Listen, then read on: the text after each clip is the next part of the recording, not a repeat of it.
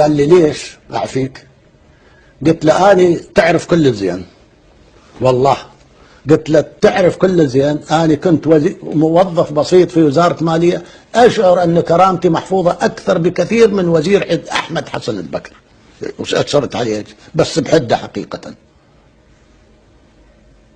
والله، ويشهد الله علي لا أذكر كلمة إلا ما حصل بالنص. فقام من كرسيه، وقصير القامة وكرسي أعلى منه، كرسي الرئاسة عالي، فقام من الكرسي وقف خلف الكرسي. وأنا يسمح لي الملايين المشاهدين أذكر، لكن للأمانة أذكر بالنص لأن هذه قيلت أمامي ومن على لسان أعلى رجل في الدولة العراقية في ذلك. قال أبول على هذا الكرسي أحمد حسن البكر رئيس الجمهورية، بنفس العبارة والله، أبول على كرسي رئاسة الجمهورية اللي ما يحفظ كرامة رئيس الجمهورية. وقام يعض بأصبع المسكين. أحمد حسن البكر، أبو هيثم، ولك أبو هيثم، شلون قشمروك وجابوك رئيس جمهورية؟ هو يقول على نفسه والله العظيم.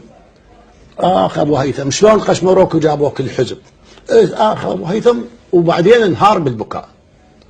والله يا أبو محمد أنا حقيقة، وتعرف يعني الوضع النفسي، الانفعالات والكذا اللي صارت منذ مغادرة المجلس الوطني وسماعي لهالكلام، الكلام اللي قيل فيه وإلى هذه اللحظة، فأيضا ما تحملت وبكيت، واثنين بكينا.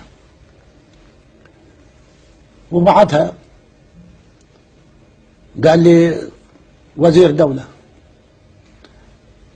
قلت له مطلقا لا وزير ولا سفير ولا مدير أي وظيفة حكومة دولة. ما هذا شهر الخامس 74، شهر مايو 74. قلت له أبدا أي وظيفة بالدولة ما أقبل. مطلوب يا أخي، أنا شد أنا ما أريد. قال لي لا، مو بيدك ولا بيدي. ولا بإيدي؟ ولا بإيدي. رئيس الدولة بقول لك مش بإيدك ولا بإيدي؟ يقول لي لا أقبل استقالتك. عجل من يقبل استقالتي يعني؟ قال لي أخي إحنا أسرى إحنا، لا أنت تقدر تستقيل ولا أنا أقدر أستقيل، وإحنا أسرى. أسرى عند مين؟ صدام.